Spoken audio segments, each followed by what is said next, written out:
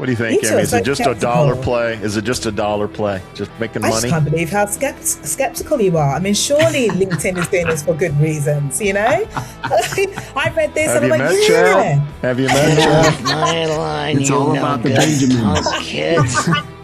No, I got it. I was like, yes, LinkedIn, this makes sense. Absolutely.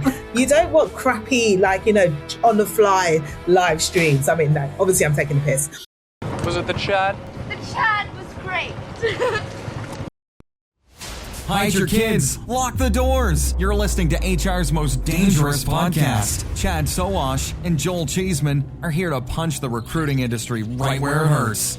Complete with breaking news, brash opinion, and loads of snark. Buckle up, boys and girls. It's time for the Chad and Cheese Podcast.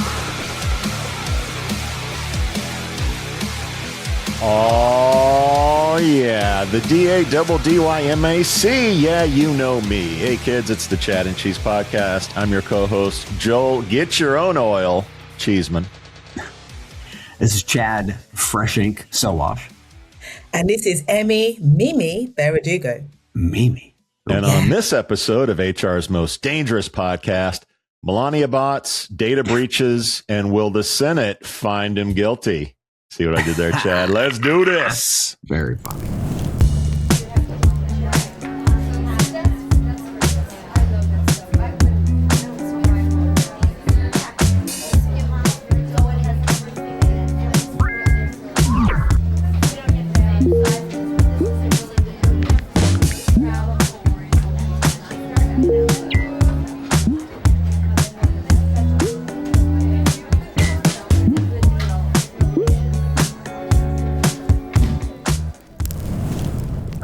Fresh ink tattoo? Yeah. What is this? Yeah.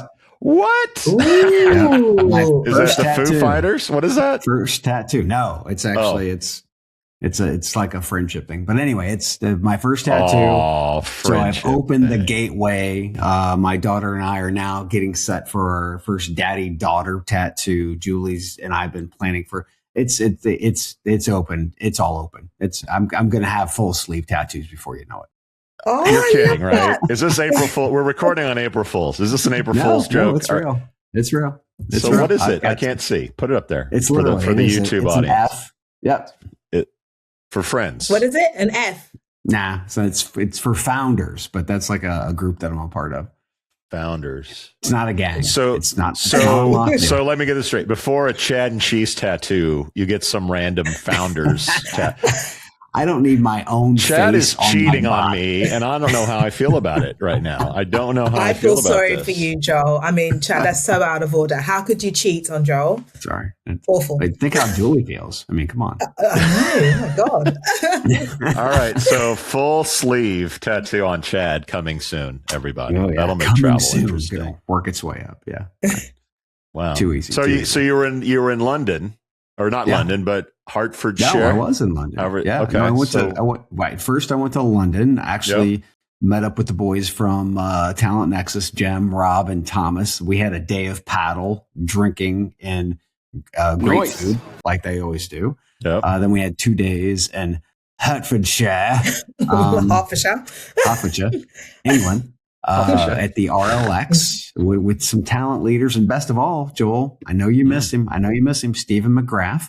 Then came home last Friday, played in a men's tournament. Saturday, played in a mixed tournament with Julie, and that will test a marriage, kids. I'm going to tell you right now, playing in a tournament with your wife, doubles, that'll test a marriage.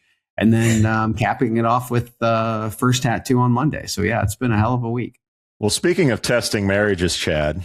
Oh, yeah. Go ahead. Naughty. You're Please. teasing me. So the barrage of photos of you doing, I guess, scotch tastings, very, very cruel. What was going on with that? Oh, my God. So the RLX has experiences. You go hit golf balls on the range. Beautiful golf course. Amazing golf course. One of the best golf courses, I think, in not just the UK, but Europe.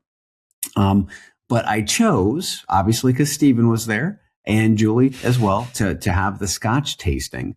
And I'm going to have Stephen. Welcome to All Things Scottish. Our slogan is, if it's no Scottish, it's crap! A list of the Scotches, because he went in kind of like with his nose up, knowing that he knows Scotch. Oh. And the guy who did the Scotch tasting, his name is Scottish Dave, I think is what they call him, or Whiskey Dave. And my God, he brought the heat when we're talking about Scotch. Yeah. Some of the best Scotches I've ever had, and Stephen was loving the hell out of it. So this guy was legit. It was good. It was good. So it wasn't a particular distillery. It was a variety of Scotches, and from his own personal collection. Oh wow! Yes. This is Jamie and the team over at Recruitment Events Company. They did the RLX, the 2-day event. First time they've done it. It's like a concept event. They knocked it out of the park. Great job. I can't wait for Chicago here in about a month or so. Yeah, if I don't get a plate of Chicago dogs and Italian beefs, I'm going to be pretty upset. If Jamie's listening, I better get some. He's listening. Some puff pizza, some Chicago dogs. Yeah, that's what I'm looking. Emmy, I haven't seen you in a while. What's new? What's going on? What's popping? What's popping? Wow, I think I told you last time I was supposed to be going to Sri Lanka. And with everything that's going on in the world, my flight's cancelled. But it's okay. It's okay because we've got a plan B, and plan B is actually better than plan A in my eyes. Tell me. We are going to Brazil. So I am, at the end of this month. I've never been. Nice. Yeah, hence the Mimi name, because I was like trying to give myself a Brazilian name, and apparently Mimi's popular there. Is there a butt lift coming as well? I mean, what's you go to Brazil for? Is there a waxing coming? I'm genetically blessed with a big arm. You don't need it. You don't need it. Okay. No, I don't need it. It's in my genes. Butt lift. Okay, you don't need the Brazilian butt lift. You got the genetic. Okay, I've got the Nigerian ass here. Genetically blessed with a big ass. Yeah. I did not have that one on my bingo card today. That's very You never know nice. where these combos are going. Good stuff. Good stuff. Oh, I'm guessing that should lead us into shout outs. I don't know. I don't know if we can top the banter with the genetically blessed with a big ass. Is it time for shout outs? Guys, I'm going to lead us off. And Emmy, that was a great segue. I don't know if you've been watching the news lately. The canceled trip, not the big ass. The world's kind of on fire right now, and it's really depressing. And thank God for sports. You're probably not getting the March Madness highlights here that you get in Europe that we get here. The UConn game, maybe you saw the finals of that. The kid that hit the winning shot was Mr. Basketball in Indiana last year. Went to school like a few miles south of where I live. Baseball's back, NHL hockey, drafts. We got the World Cup coming up. Like, just if I can sit down for a couple hours, ignore the outside world and watch a sporting event, like, I love it. I have hard belief, like World War II, they shut down baseball, they shut down sports. Like, if it ever gets to that, I'm going to need a mental hospital. But until then, thank God for sports. That's my shout out. And do you guys have a Final Four pick? Do you guys are you watching or no? Probably not. I'm not watching. Yeah, never even heard of it. Yeah. Been too busy. Did you just hear what I did this last week, for God's sakes? But also, what is it? The UFL football is back, and usually we watch it and it's kind of like, this is kind of worse than watching high school football. But this year, I mean, I've been watching highlights. Yeah. Oh, it's great. I mean, they've got some real talent. It's starting to really gel. I don't know if it's because the two leagues have come together to create this more of a, kind of like never to the level of the NFL, but it is much better football than it's been in the past. I just want to know, what channel on the dodgy stick do I get UFL football, Chad? Sorry. What dodgy stick? No dodgy sticks here. Yeah. All the Americans listening have no idea what I'm talking about. Apparently, it's all the hype in Europe is your dodgy stick. I've got the downer of them all, kids. So shout out to one of the biggest business miscalculations in history, as CEOs are betting the fucking farm on AI and not on us actual human beings driving the damn revenue. For example, Oracle just announced layoffs that are reportedly approaching 30,000. Yes, 30,000, that many zeros, workers, while they try their damnedest to stem a cash crunch tied to their AI data center build out, including projects linked to partnerships like the $300 billion Stargate initiative with OpenAI. Oracle has already burned through roughly $10 billion in cash in the first half of this fiscal year. While companies aggregate these layoffs, they're crippling an economy that's already limping due to high inflation, tariff backlash, and a war that's driving up prices of everything that needs a supply chain. So breathe. Thanks, and can we get some of these fucking CEOs out of their positions, for God's sake? Can we put AI in CEO positions instead of the other way around? I think this might actually work out better. Yeah. Here at the Chad Cheese Podcast, one thing that we love is obviously you watching, but also like and subscribe. However, if you're a shareholder of Oracle, life is pretty good because the stock is popping like Emmy's booty. Is that what it's going on? So short term, it's great, but when the world fucking burns down, then who gives a shit? So let's. I did some homework here. Here's your top 3 layoffs in tech for the year for the last 12 months. So we have Oracle now at number 1. For 30K number is correct. We have Intel in second place with 25,000 layoffs this year, and Amazon rounding up the top 3 with 16,000 layoffs this year. So thanks, Big Tech. Thanks, Big Tech. Wow. Depressing, huh? Yes. The email. The email was quote from HR to Oracle employees was quote, after careful consideration of Oracle's current business needs, we have made the decision to eliminate your role as part of a broader organizational change. Can you get less human than what the hell that was? It's got to be an agent. Got to be an HR agent. I don't know. It's a human. We suck. Jeez, yes, we do suck. We do suck. Doesn't anyone notice this? I feel like I'm taking crazy pills. All right, Emmy, talk us off the ledge. What you got in shout outs? Well, I'm gonna try. Have any of you watched Mr. Beast before? Or Beast Games, rather? No. Thanks to my kid. Yeah, I have seen some. So it's actually on Prime. I've never heard of Mr. Beast before. I think I'm in the wrong age group, but I started watching it probably about 2 weeks ago. Binge watched the entire series 1 and 2. So it's like a mix between Traitors and kind of other kind of Squid Games. It's brilliant. So basically people on the show, the ultimate prize is 5 million. There is a chance to go to 10 million, and they've got to do things like form alliances, bribe, cheat, deceive others to get through to the final where you can either win 5 or 10 million.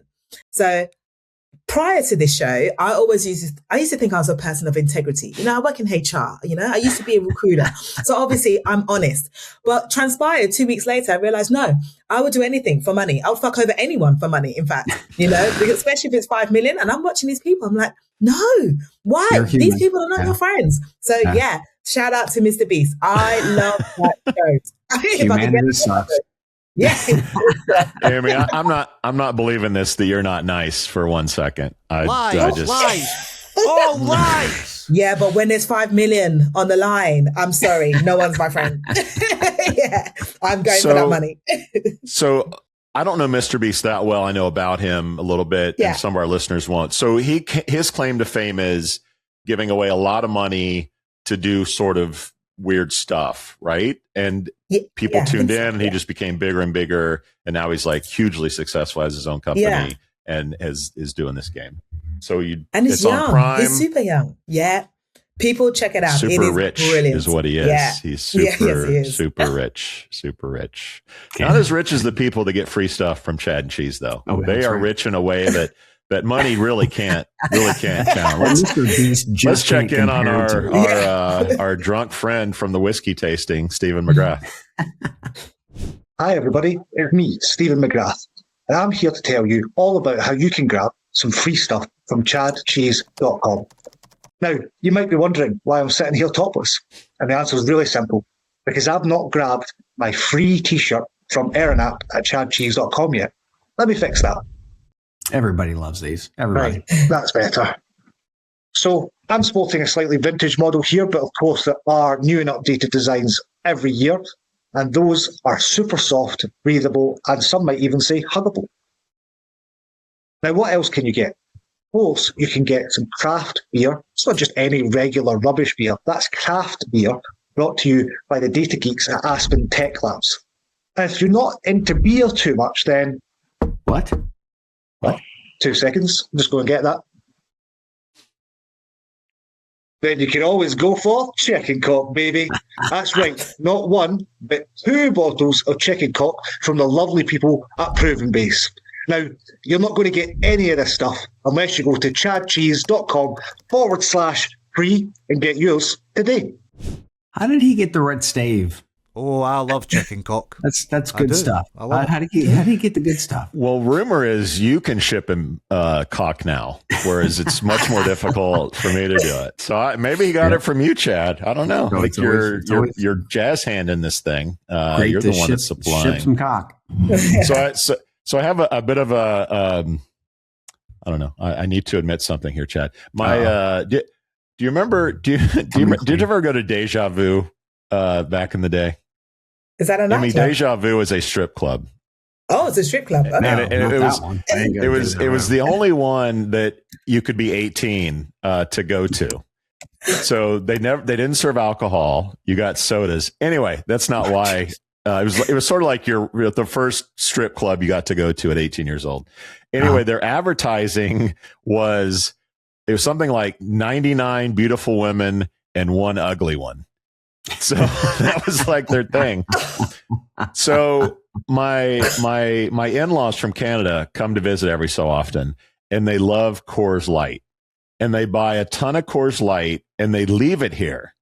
And I haven't drank Coors Light in like 30 years. Oh God. So what I've started to do, Chad, in our beer shipments, I put in 2 Coors Lights to hat tip to Deja Vu to like 8 or like 12 wonderful beers and a Coors Light. So anyway, if you're getting beer from us, shout out to Deja Vu. We're putting in 1 ugly beer into the case. You're getting strip club beer. Good for you. Just think of the. I don't know. Don't think about that. Anyway, it's still good if you're in the mood. It's still pretty good. Still pretty good. Not as good as the events that we're going to, Chad, but still pretty good. Events. Where are we going, boys? That's right, kids. And don't forget, travel is sponsored by our friends at Shaker Recruitment Marketing. Shaker's not only the best recruitment marketing agency for Italian beef. Oh, no. Hello. Shaker has 75 years of experience in this space, which means branding, talent attraction, MarTech, analytics. Plus, if you ask nicely, Joe might hook you up with a fully dressed dog with that Italian beef. I'm not kidding. It's wonderful.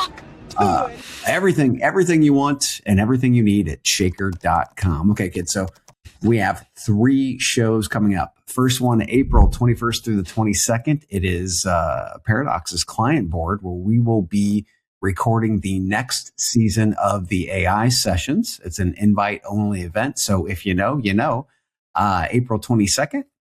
I'm going to run over to PetSmart's HQ for a quickie. Yeah, we love those quickies with the National Retail Federation, because frontline hiring is absorbing AI, automation, and agents like it's a frickin' sponge. And last but not least, Joel and I are going to Chicago for some of that Italian beef and some of those dogs. I'm not fucking leaving. We're going to be at the RLX. That's the 28th through the 30th of April. It's literally a room full of senior leaders having big, no bullshit discussions.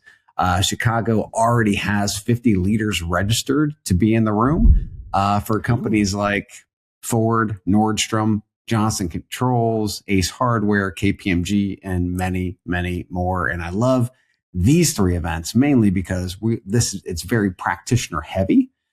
We have a chance to actually sit and talk to people about real problems, not just ones that founders dream up. So if you want to check us out, go to chadcheese.com/events. Either these events, if you're going to be there, hit us up. If you're not, we got more coming. Chad, all this talk of Chicago cuisine means I'm taking my ass to Portillo's after the show and getting me a Leo. I don't know about you guys. Get you a Leo. That's right. Topics! All right, Chad, I think we have a Traitify update alert. What do you got for us on that front? Whoop, whoop. So we had a rumor recently that Traitify was acquired by our friends at Crosschq. So we have confirmation on that. The news dropped earlier this week, and we have a special video from our friend. Do you want to set that up or no? Let's do it. All right. Literally, Mike was drunk texting me when he was in Vegas. And he spilled the beans, so I didn't let everybody know what all the details were. But I did say, okay, when this does happen, give us a little love with the video. And here's the video. Here we go. Chad and Joel, Mike Fitzsimmons from Crosschq checking in. I think you guys broke the news on this like 2 weeks ago, so thanks for that. But quick update, Crosschq, as you guys know, we're an AI hiring intelligence company focused on quality of hire. Just announced an acquisition of Traitify. This is a behavioral assessment, cognitive assessment, and realistic job preview company formerly owned by Paradox. So anyway, we're fired up to let you and your audience know that this is a done deal. Look forward to connecting with both of you soon. Have a great week. Later, guys. All right, that's acquisition time, everybody. There you go. Good job, Mike. Seriously, congratulations. I don't know how many times, and you know as well as I do, we might be at shows and get texts, or we might not be at shows and we still get texts. So it's kind of funny. Yeah, no doubt. And remember, Traitify was acquired by Paradox in 2019, I believe. So this has come full circle. Yeah. Well, let's get into our real topics, everybody. Here we go. AI recruiting startup Mercor confirmed a security incident linked to a supply chain attack on the open source project Light LLM. The attack, attributed to the hacking group Team PCP, affected thousands of companies, including Mercor. While the extent of the data breach remains unclear, Mercor is investigating the incident with third-party experts and communicating with affected parties. Chad, this thing is hitting like a DeLorean, going 88 miles per hour. Translation: we're about to hit some serious shit. What's your take on the Mercor news? Yeah, just going to have to yank that flux capacitor out of that bitch. Mm-hmm. So let's set a base here real quick. Last week, we dropped an interview with CodeWall CEO Paul Price talking about how he used AI to hack Jack and Jill's AI in hours instead of days, not with a room of hackers, but AI hackers that can work 24/7. Then we heard about Mercor's data breach earlier this week. I reached out to Mercor to reply, but apparently they answered TechCrunch instead, bastards.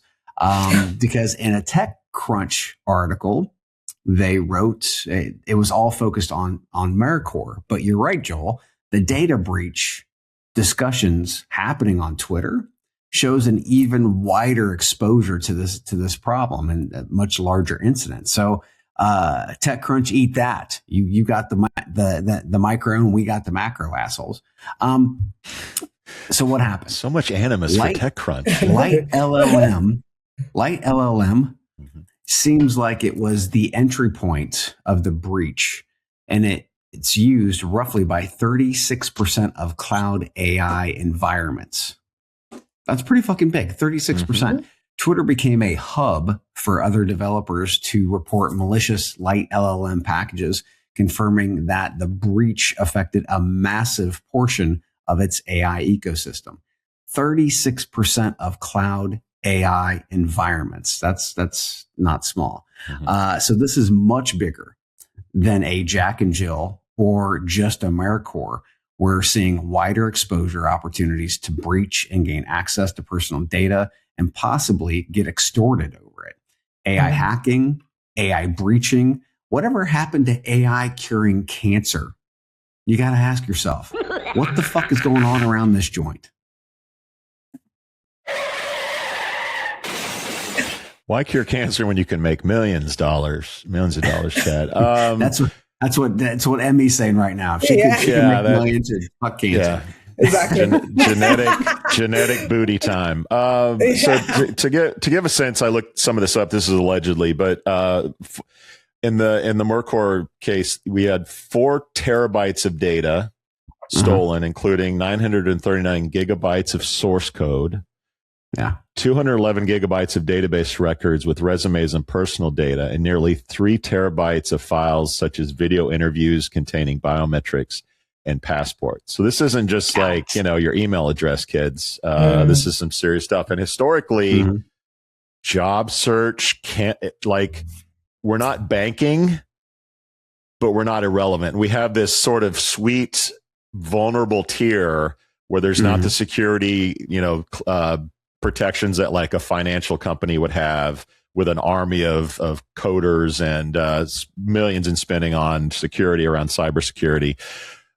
Our space has always been vulnerable, whether it's phishing attacks, say, hey, give us your social security number and you'll get a job, or it's accessing data. Remember Career Builder back in the day had a malware attack that shut their shit down. They had to allegedly pay millions of dollars just to get back up and running. So our space has historically been really weak on security. We don't have financial data, but we have stuff that's obviously valuable. So people kind of ignore it. I think the era of AI is going to change that. Our interview, whether it's Jack and Jill, the Career Builder thing, there's probably stuff we don't even get wind of. And I'm sure that these companies are fending off attacks all the time.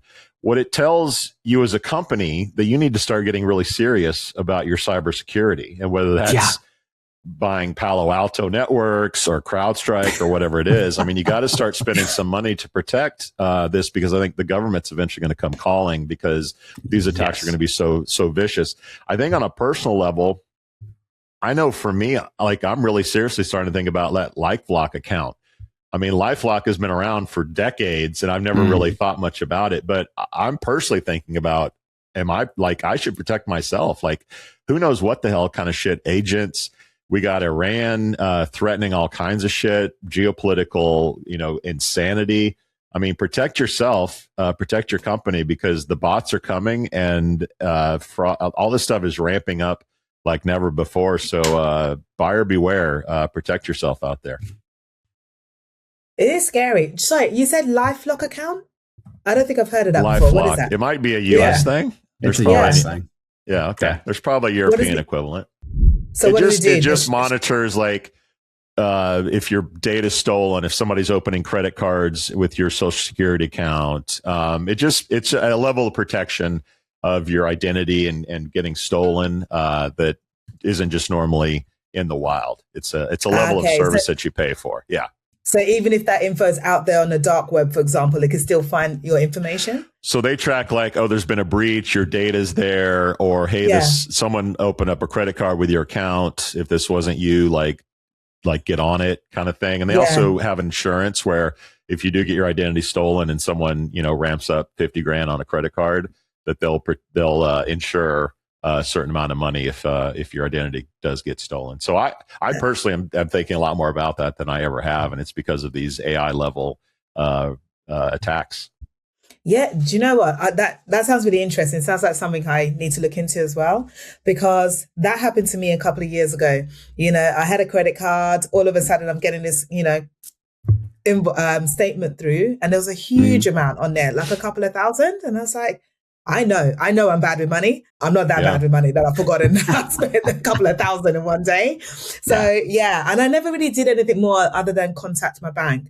But I think it's definitely something that people need to look into, because like you said, this isn't a one-off. We seem to be hearing more and more about companies having data breaches, and we're just hearing about a few. So imagine how many other companies out there are, not publicizing, not letting their customers or their clients know that, that there has been a data breach. And I think it's really important to do. In this day and age, it is important to do, because if they go down the route of Mercor, and, when I say route, one of the things I saw on Reddit was that they were speaking to, this person on Reddit was speaking to a Mercor employee. And apparently they had information about the data breach in their Slack messages, and they were told to delete it. So what they're doing is kind of suppressing that information, trying to make sure they're not being transparent. They're not letting their customers know what's actually going on. And as soon as people find out, which they have on places like Reddit, what's going to happen? Their reputation is going to go down the sink. You know, HR, especially HR data, employee data, that is personal. And, you know, companies need to, in order to do well, in order to keep succeeding, one of the components that they need to keep in check is that trust factor. If you're going to keep doing stuff like this, these companies don't have a right to exist in the HR market, the employment market. So, you know, that's my opinion. And they're going to be hit, but they're going to be hit by fines. You know, you got all the EU Data Act, GDPR, you know, they're going to be liable. If they want to stay in the trust tree, they should call back Chad transparent. Yeah. Oh yeah. Yeah. Did you hear that? And by the way, I mean, for companies, a lot of times you use these services and you don't think, you know, once about it because it's them, it's their problem. But with the Eightfold case and talking about how much the attacks on companies for legal cases, particularly in the US, very litigious. I mean, if I steal data from a candidate and I apply to you and now I'm suing you as that candidate and I have multiple like you can attack a company based on the data that you have for a service that you're using. Absolutely. I mean, I think this thing can go way deeper than our three minds can think of, because there are evil doers that all they do is think about how do I screw companies and get data and make money on the dark web or wherever it is.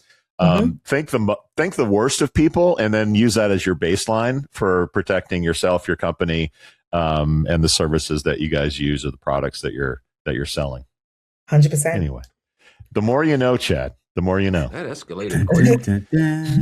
Well, from one identity issued data to another, a U.S. Senate investigation into data brokers, including Findem, highlights the regulatory scrutiny of talent acquisition technology. The report examined how data brokers collect and distribute personal information, potentially enabling scams. Findem, which aggregates data about potential candidates, was identified as part of a broader data ecosystem contributing to identity theft and fraud. In a blog post, the company said, quote, reports that claim or suggest Findem has not been responsive to personal data requests are completely inaccurate, end quote. Chad, do you believe them, or is Findem jazz handing them? Your thoughts? Well, unlike Mercor, Findem got back to us, so appreciate that, Findem. But from a timeline standpoint, the Senate issued these requests August of 2025. On February 27th, the Senate probe summary stated, quote, Findem did not respond to the requests and have not removed the no index code from its opt-out page, raising serious concerns that it's responsive to opt-out requests and commitment to data privacy, end quote. Findem's March 23rd, almost a month later, blog post, which was nearly 8 months after the initial request and a month, obviously, after the summary, stated, quote, in 2025, we processed 100% of the 418,096 data subject requests we received, end quote. Now, there was more, right? But at the end of the day, that's a little bit late, kids. Okay. The response needs to be faster, especially for a smaller company that should have access. You're a data company. You should have access to that data. The opt-out and accessibility piece, that's the thing that I was really focusing on. In Findem's footer, it now clearly states, quote, do not sell or share my personal information. So you can click on that and you can go to the opt-out page. Much easier to actually find, right? Much easier to find. Not to mention, it's very clearly stated in the privacy policy. Now you can do that, or they've got an email you can go to. The index, in performing a Google search, you can now easily find Findem's opt-out page, meaning Findem is obviously allowing Google and the other search engines to see that page. But the thing is, why was that in a no index state in the first place? Right. And I think the biggest problem that we're seeing here, can't imagine, is that we're having some people, and I don't know who the individual was who made the decision at Findem, but that's not above board, right? And I've got to say that two words that are very scary to many people is government intervention. But personally, I think it's great to see government doing their damn jobs finally. And especially for looking through these perspective issues. And we desperately need guardrails, not just for AI, but for privacy. And as Joel said earlier, for cybersecurity, just for starters. So in the end, we need more legislation to stop the litigation, not over legislation, though. We don't want to get crazy. We need to see a balance. And if there are rules in place and a governing body that actually is doing its job, we can all just get to fucking work. So I think what the Senate's doing here is like, look, we see you're playing games. Here, and here. We need you to respond. Companies need to be faster about it, especially if you're a tech company. And this is about data. You've got to be faster about response. You've got to ensure that you're not playing these no index kind of games. And just get to fucking work and sell your shit, man. I'm glad to see Findem literally as I went down the check boxes. They've checked all the boxes thus far that I've seen, and that's awesome. But next time, let's go ahead and police ourselves so that we don't have to have the Senate or some other governing body do it for us. Mm-hmm. There might be a wee problem, boys. I'm kind of interested to know why they took so long, though. Because they just thought they were going to get away with this shit forever. And they probably have got away with other stuff as well. Usually in the US, that's how it works, though, right? Yeah. I mean, how long did it take for Facebook to get fined $375 million, which is literally a slap on the wrist? Yeah. Yeah. It's like, I've done my thing. We've given an opt-out clause that you can't find it. You can't search for it. You know, so I think it is cheeky, but you're right. I'm glad that the government's crack it down on them. But I don't think it's enough for those type of organizations just to take responsibility, and they will do. They will take more responsibility now. You know, Findem and other organizations are out there being slapped by fines. But I think the organizations that use these tools also need to take more responsibility. You know, they need to ask better questions to their vendors. They need to ask them about their data. Where's the data coming from? Is there things like opt-out clauses? How are they abiding by things like GDPR? I don't think the responsibility is just solely on the vendors. And I'm not sure from the conversations I've had, I don't believe all organizations are asking the right questions, because even though things like GDPR has been around for a very long time, people's understanding of GDPR outside of, let's say, the legal world isn't always as strong, particularly if you're in a small organization.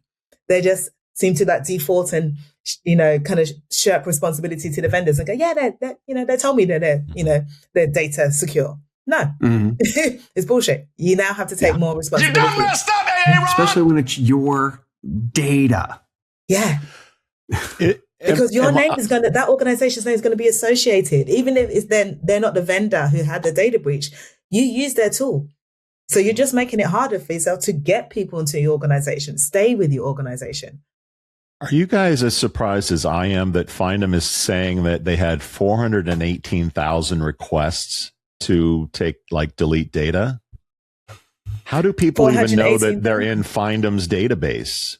I mean, we've always had this argument that if someone's searching for a job, they want to be public, they want their data out there. Why would they, if they're trying to market themselves? That's always sort of been the argument of LinkedIn data should be shared. Everyone should have LinkedIn data, because if I'm looking for a job, what's the harm in me being in every single database on the planet if I get a job? I don't know how there's got to be a service that spams these companies, or they're on phishing expeditions to see, am I in this database? Something's going on that Findem is getting 400,000 requests to delete data. I don't know what's going on, but that surprised me when I saw that number. Yeah, they're a data broker. So I'm wondering if they're selling data to be able to allow those other partners to come back and say, I want my information out of this database. Something litigious, or I don't know what's going on. But my understanding of this industry is there are clearinghouses for resumes, and job boards are selling shit, and everybody's swapping spit and reselling everything. So I'm with, I think, both of you in saying that it's probably well past time that government started to pay attention to this issue, because I think that people have their data in places that they have no idea. Yeah. People are making money on your data without your knowledge. And there are laws around clearinghouse databases. And California is mentioned in the article, and there are a few other competitors to find them, like Seek Out and Hire Easy, that are actually registered in California as a data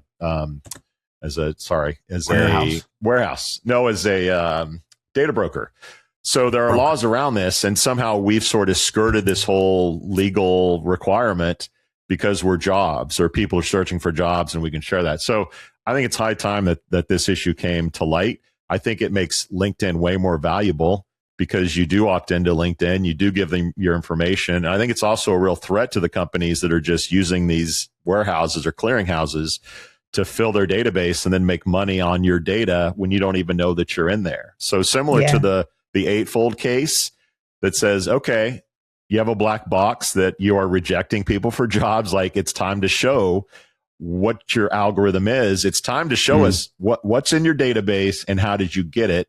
And if you didn't get it by someone opting in the first place, you probably shouldn't have it, or you should be under the regulations of a data broker, which you haven't been for a while. So I think this is a real threat to these companies that are sourcing tools. If I'm Juicebox or any of the like new companies that are out around sourcing candidates, I'm paying really close attention to this case, because I think it's a real threat to their business. Definitely. Agreed. Guys, let's take a quick break. If you like what you've been hearing, even if you're a little disgusted, it's a little naughty, it's okay.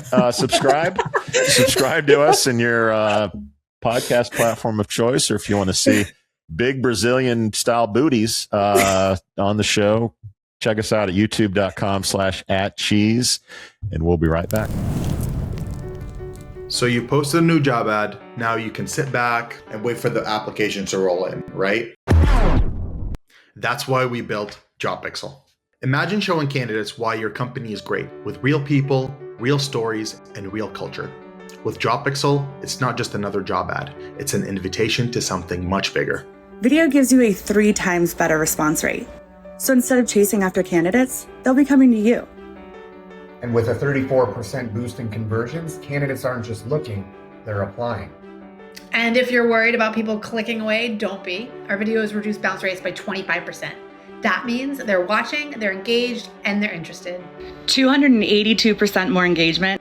Yeah, you're going to need a bigger inbox. Finding the right candidate is tough, but with JobPixel, it doesn't have to be. Show your company's authentic story, and the candidates will follow. Let's make recruiting fun again, because honestly, it could use some help.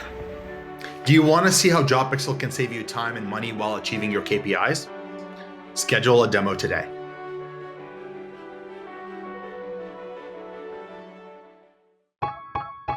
At Shaker Recruitment Marketing, our comprehensive services include branding, talent attraction, MarTech, and analytics, empowering you to achieve your recruitment marketing goals. We believe in doing things the right way, delivering the right message through the right activation, achieving the right conversion.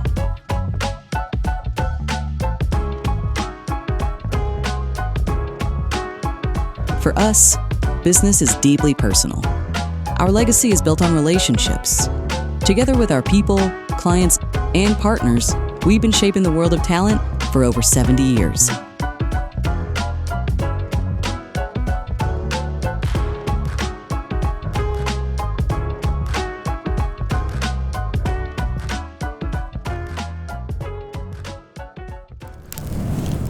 All right, kids, starting in June, right around the corner, LinkedIn will no longer allow real-time live streams, opting instead to require users to schedule live streams in advance. That sounds like a lot of work. This promises to maximize audience engagement, according to LinkedIn. So, Chad, let me get this straight. No more spontaneous live streaming my reviews of the new Arby's French Dip Royale. No, I have to schedule it with the LinkedIn gods now. Take me off the ledge, Chad. What's your take on LinkedIn killing the live stream?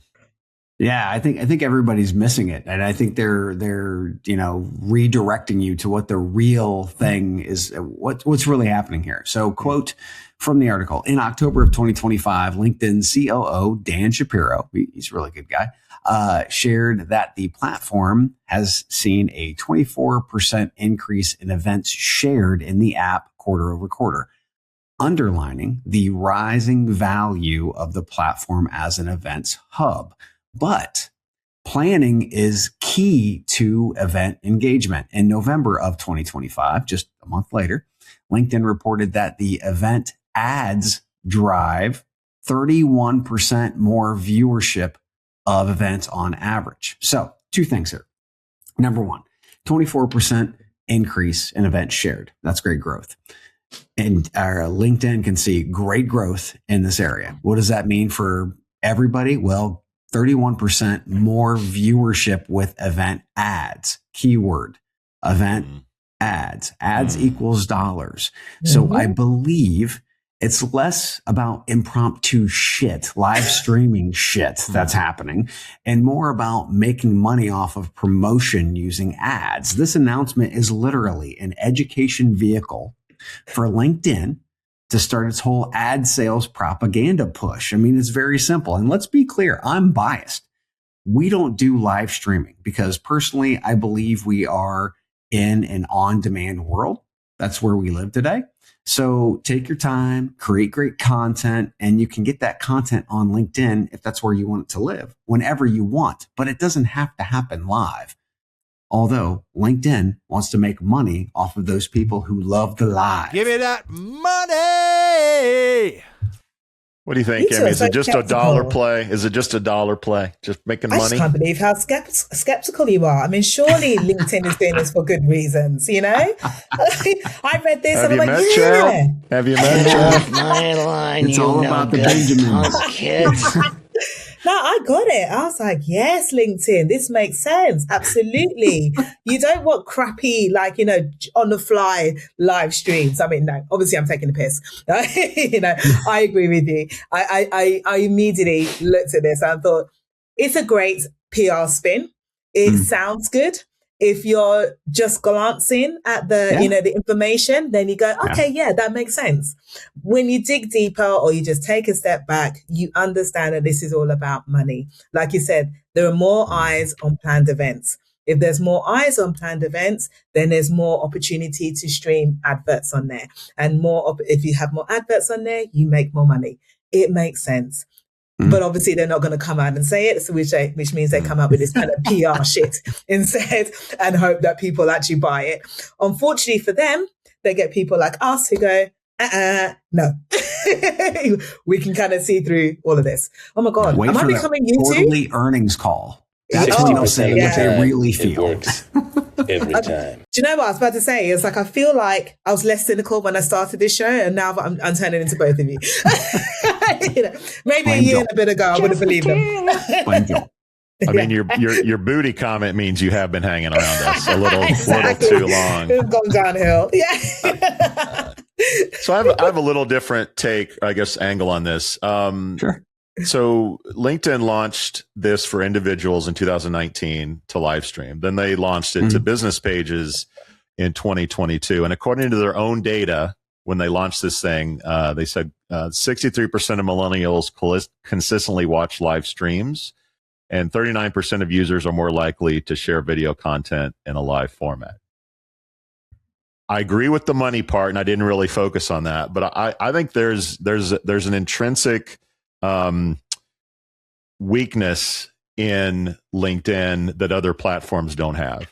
If I go to TikTok, I can start live streaming right now. There's no scheduling. You just click a button and you're live. I can go to Instagram, same thing. I think the difference is people go on TikTok and Instagram to, let's call it, zone out, like not think, feed me content. Whereas LinkedIn is much more, I got a job to do. I got to come here. I got to find people. I got to market myself. I got to make sales or, network. There's not the sort of, I'm going to go to LinkedIn and zone out. Like that just doesn't happen like it does on TikTok. So my guess is they launched this live stream thing and people were like, I don't have time for this live stream shit. I got to learn something. I got to market something. I got to sell something. And no one was watching the live streams unless they were really, really titillating. So I think it was partly, I'll go with the money, but I do think there's a lot of look, this just is not the platform for live streaming. We're not TikTok. We'd love to be, but we're not. We'd love to be Instagram, but we're not. So I think a lot of this was just necessity that live streaming doesn't work as well on LinkedIn. We're on Riverside recording this podcast, which we can actually live stream onto LinkedIn, I'm guessing until June, when it'll have to close down and we'll have to do it otherwise. But I think it's just a weakness in the platform. You should be able to live stream. You should be able to click a button like, hey, I'm live, I'm at the game, I'm doing whatever. But people don't go to LinkedIn for that purpose. And I think that's an intrinsic weakness in the platform of LinkedIn. Mm-hmm. Great conversation. I have these things come up on our feed. And I'm like, yeah, that's kind of stupid. They killed live stream. Who cares? But it turns out to be a little bit interesting. A little bit interesting. A little bit more juicier than you thought. Yeah. Yeah. Oh, geez. Sorry, LinkedIn. I didn't mean it. Yeah, I have feelings. That hurts. All right, guys. From Business Insider this week, Citi banker, that's CITI, banker Jay Collins warns that the rise of AI and robotics poses a threat to capitalism, particularly to the middle class. He suggests implementing a, quote, productivity dividend, end quote, as a potential solution which would provide a basic income while encouraging work and risk taking. Collins emphasizes the need for a bipartisan commission to study the issue and develop recommendations for addressing the challenges posed by AI and robotics. Chad, the article warns of a tragic end for capitalism. Is this Business Insider clickbait, or is the party really over? I mean, yes and yes. It's always clickbait. But at the end of the day, yeah, I mean, we just talked about, 30,000 people being laid off soon from Oracle, right? And we're talking about other tech companies, and it's not just the tech industry. So not to mention, we don't have job growth happening. So if we have people being laid off and we don't have job growth and those people are not earning, who the fuck's going to buy shit? Capitalism is all about people buying stuff, right? And if you don't have money coming in, you can't buy stuff. And if you don't have money coming in, you can't pay for the house that you live under, right? The water, the food, et cetera, et cetera. So yeah, I mean, there could become a huge issue where government actually has to step in and do a myriad of things, right? It's not just one thing that's gonna stop this. We have to take a look at, first and foremost, it's not just the money that's coming in. It's also the taxes that are being paid. So we get taxed per person, but these agents aren't getting taxed. So who's going to pave the roads? Who's going to do all the things, education systems? Who's going to fund the fire departments and the police officers and et cetera, et cetera, et cetera, right? So this is a societal problem. It's a much larger problem than we can't buy shit. It's literally infrastructure is going to just literally wither and atrophy away. So yes, this could be a problem. Do we have in the US right now a system of government that can actually fix this? No, because they're not doing anything, right? I mean, literally, they're not doing it. They're fighting about everything. So we're hopefully going to have to look toward Europe and the rest of the world to be able to start coming up with answers for this. Hopefully in the midterms, we'll see a shift. And then maybe we'll actually have a government that's more responsible. We'll see. But is this a problem? It's sure. It sure hell looks like it. It might be one. Mana, the meatloaf! Fuck! So historically, you have these massive shifts in economic theory, communism, socialism, etc., when people can't change the system, whether it's a monarch or whatever government that I can't change. That's when the pitchforks come out and people start getting violent and things really change. I don't think that's a fair argument in the US yet. The midterms are coming. We still vote in this country. We still change elected officials. People still feel like they can have a voice in what's going on. So I'm not quite at the end of capitalism team just yet. Someone has to show me something better than capitalism to probably change my mind permanently. But I will tell you, as a small business owner, it's tax season in the US. I don't know when tax season is in Europe, but it's tax season in the US. And it becomes really evident if you own a business in America, that America likes business. They like giving you incentives to create businesses. They want you to employ people. They want you to spend money on your business and stimulate the economy. Like that still exists. So until those two things change, I have a hard time accepting that the end of capitalism is near. It's not the perfect system. It's not the best system. It's just better than everything else that currently exists. So you're missing the hard part, though, is people, if they don't have jobs, they can't spend stuff. So even if you are a small business, they can't consume your shit. That's the hard part. Correct. Right? Which is part of the argument. And JT and I talked about this last week is, entry level jobs.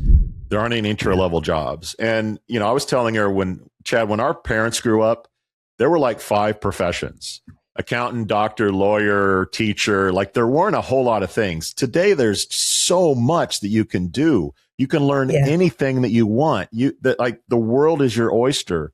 So part of me is getting, the angry guy, get off my lawn. Like, yeah, things are tough for young people, but things have been tough for young people for a long time. I mean, I graduated in a recession.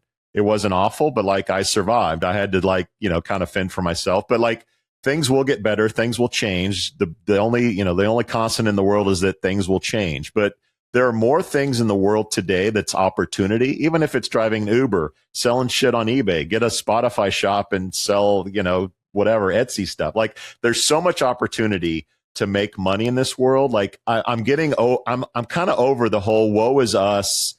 We can't afford life. Like there's so much out there. You just got to go grab it. And sorry to be the angry old guy, but you have a lot more opportunity than I ever did. And thank God the internet came along in my 20s, because that opened up a whole book of opportunity, whether it was SEO, blogging, mobile stuff. Like none of that stuff existed when I was in high school. You guys have all that. I think I'm sick of this. I'm sick of the woe is us story, particularly on the entry level jobs side of things. That is a get off my lawn story. Yeah, it is a get off my lawn. This is a definite moment. Get off my lawn, you no good punk kids. Emmy, your take. What is my take? I tell you, I kind of went back and forth on this, I'll be honest. And it was interesting listening to you, both of you, because you kind of have obviously opposing views. And this is what went through in my mind as well. So when I first read the article, thought about the article, I was like, this is going to happen. If as AI becomes more embedded into an organization, as it starts automating more jobs, as it starts taking over the task of humans, you're going to lead less humans in the workplace. And if you lead less humans in the workplace, I imagine that wages, even if they do higher, wages will start to decline as well. So that was my original thought. And then I thought about it a little bit more. And I just thought about, okay, yes, the world is changing. The world has changed in the past as well. And the world continues to change with every major technological shift. So I'm talking about, if you go way back, steam engines, then go a little bit further in time, PC, then the internet came out. So with every new major technological shift, I suppose the fear was that was going to create permanent mass unemployment. But that didn't necessarily happen in many cases. In some cases, what it did is actually create more complex, higher paying jobs, which is what a lot of people are saying with AI now. It's like, yes, okay, some of the roles are going to go, but new roles are going to come out of it. New roles that don't even exist today, which are going to be there in 5 years' time, which we can't even imagine. So if those new roles are coming up, people can move into those professions. So then people aren't going to be as impacted as we thought by AI coming on board. And like you said, Joel, you said that people have way more opportunities now. In a year, 2 years, 3 years time, they probably will have new opportunities. It's just that we don't know what the opportunities are just as yet. I mean, look, these 30,000 people that got axed from Oracle, a certain percentage of them will vibe code a startup and throw some shit at the wall, and some of it will stick, and that will create new companies. The war in Iran says we need more non-fossil fuel energy sources. That's going to create more businesses around that. Like, my only point is the world changes, opportunity. Like, you just need to be quick on the feet, have the smarts to survive it. We're going to be okay. Open. We're going to be okay, everybody. We'll be okay. Yeah, I'm going to be the downer. First and foremost, never has all industries been impacted by a technology like this has. You talk about steam engines. That's one tiny piece. And instead of blacksmiths, they became mechanics, right? So there was a shift, and but that was one industry. This is across all industries. And not only is it happening across all industries, it's happening faster than it's ever happened. Ever. When the internet came, what that did was actually provided scale for businesses to do business more and throughout more areas, right? So that was an amplifier. That didn't take away many jobs. That actually amplified many jobs, right? It changed them. This, to me, unless it starts to happen quickly and we start to know what those fucking jobs are, how are we going to train for those jobs? Yes, that's the problem. Everybody's treating this like it's the same as it always has ever been. It's not the same as it always has been. It's not. Yeah. It's happening across the board. It's happening faster, and we're not fucking prepared. I think that's the major thing. Yeah, is the fact that we're not prepared. You know, people are just waiting for the new jobs to emerge. As I know you can't wait. You have to evaluate your organization now. You need to start looking in the future. You need to start looking at where your gaps are and then thinking how you can actually train up your internal employees to develop these skills somehow, even though no one in the organization may have those skills. Sam Altman or none of these guys who are actually the ones who were the, geniuses behind it. They have no fucking clue. They have no clue. So who has a clue? That's the question. And if we don't know, then that is scary shit. Which is a great segue, Chad, because Melania Trump is here to save us. And kids, if you've been with us, this long, it's going to pay off because we got a Trump story. It's sure to set Chad off even more so than last season. The show has at this point. Let's take a quick breather, and we'll be right back. I think we'll cover speed and hiring. Did somebody say speed? Then buckle up, boys. You're about to learn how to hire fast. Who is that? Vetty Betty. From Vetty, the hiring acceleration platform. Come on, man. Keep up. What's up, Betty? Hey, Chad. Vetty makes high compliance hiring easy. Background checks, licensing verifications, and health screenings. All in one place. Real-time updates, no red tape, and no delays. Hiring managers can move fast, stay smooth, and close the deal. So they just sit back and watch. Hell, I could watch this all day. That's right. Relax, enjoy the view, and don't lose the hire. It's that simple. With Vetty, it's all taken care of before they can even catch their breath. Best lesson ever. Class dismissed, boys. Vetty. Hiring as it should be. Visit vetty.co to learn more. All right, kids. First Lady Melania Trump introduced a humanoid robot at the Fostering the Future Together Global Summit. Must have been before the Board of Peace meeting. Anyway, envisioning a future where robots like Plato serve as educators. The event highlighted the potential of AI and technology in education, aligning with the Trump administration's support for tech-driven educational innovation and criticism of traditional public education. Let's just hope they don't think that AI is a steak sauce. Chad, is this the end of education as we know it?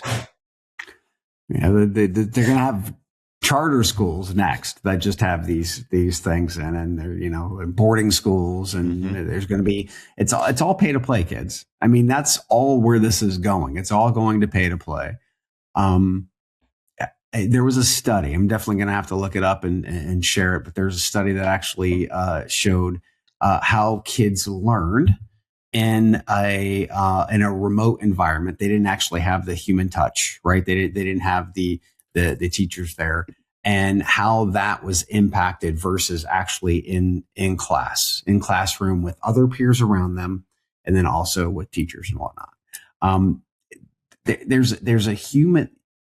We are human. Humanity matters. And when you start taking humanity out of things, especially from a learning standpoint, we're getting closer to the days of Idiocracy. And if you haven't seen the movie, kids, go watch the movie Idiocracy. We're getting closer to the days of Idiocracy than we ever have been.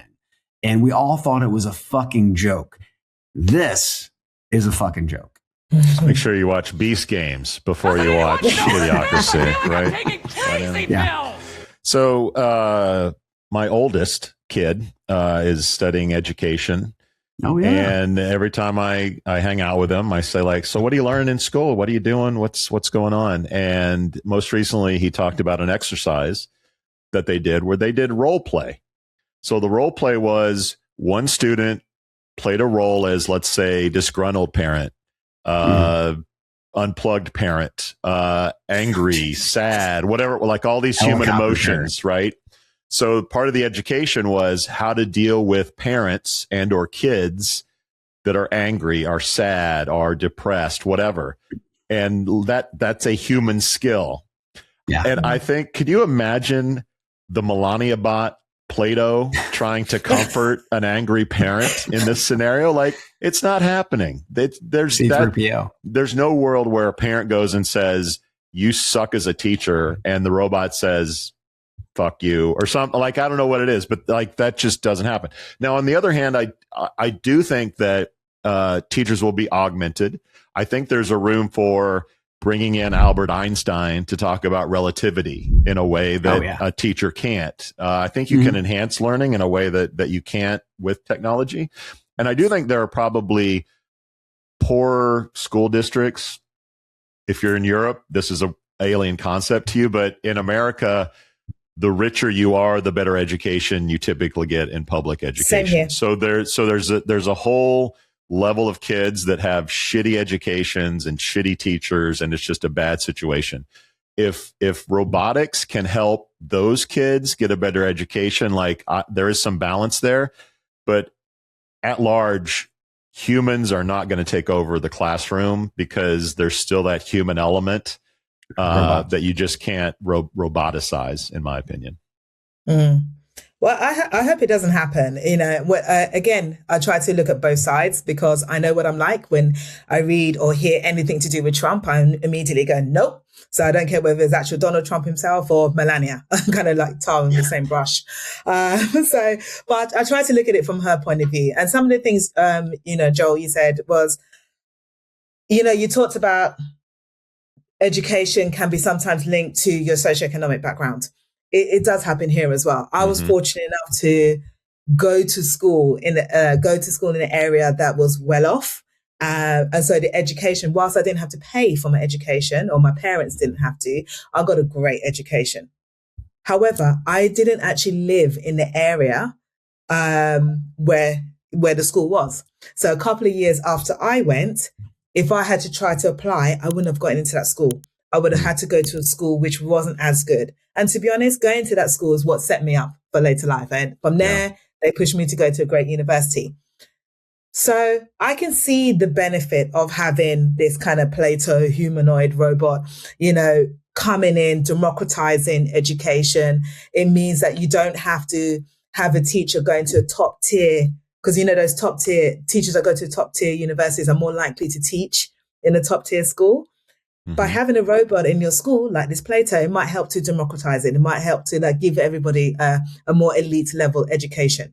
It may help to, when school classes are, oversubscribed, they've got too many kids, the teacher can't get around to all the kids at the same time. Having a robot almost like as a teaching assistant may help with that.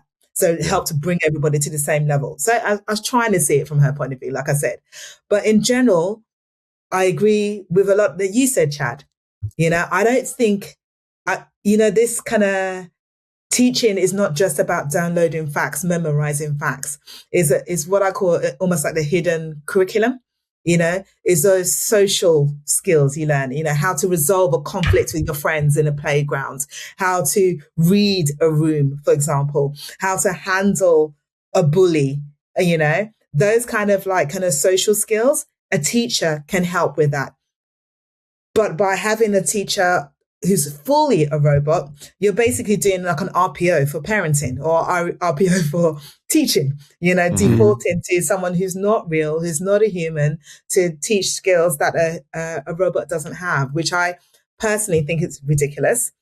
But I also think beyond that kind of RPO effect, you get organizations or schools or agencies that recruit teachers are going to have a bit of a nightmare as well when it comes to assessing. Because if you're just having robots teaching your children, what are you going to assess the teachers for? The human teachers, because their job is no longer teaching, for example, maths. Their job will be to manage a fleet of Platos. So the skill set that you're assessing for is completely different. You're not assessing really for behavioral competencies like empathy or ethical judgment or complex problem solving. You won't need that anymore. So that's no longer going to be a differentiator in the future. So what is the skill set? What is the behavioral competencies that a teacher of the future will need if Melania gets away with this robot? Guys, you know what will never get automated? The dad jokes on this show. This week's dad joke is sponsored by Jeremy Cheeseman, who turned 9 years old this week. 9 years old. Happy birthday, Jeremy. All right, here we go. What do you call a moose with no name? What do you call a moose with no name? Unmoose, no moose. Anonymous. Oh, that's good. Emmy's still confused. We out. We out. No Sorry, mooses in the UK. Thank you for listening to, what's it called? A podcast. The Chad. The Cheese. Brilliant. They talk about recruiting. They talk about technology. But most of all, they talk about nothing. Just a lot of shout-outs of people you don't even know. And yet you're listening. It's incredible. And not one word about cheese. Not one. Cheddar. Blue. Nacho. Pepper Jack. Swiss. So many cheeses and not one word. So weird. Anywho, be sure to subscribe today on iTunes, Spotify, Google Play, or wherever you listen to your podcasts. That way you won't miss an episode. And while you're at it, visit www.chatcheese.com. Just don't expect to find any recipes for grilled cheese. It's so weird. We out!